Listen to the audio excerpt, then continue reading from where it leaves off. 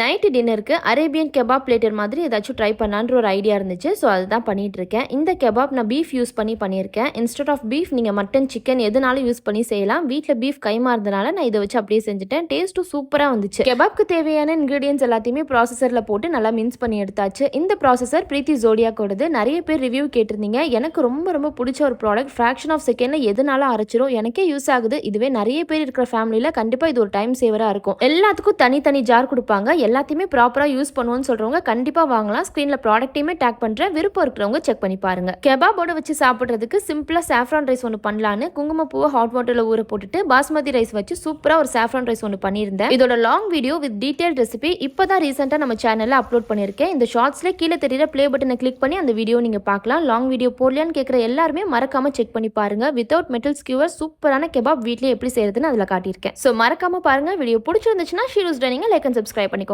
பாய்.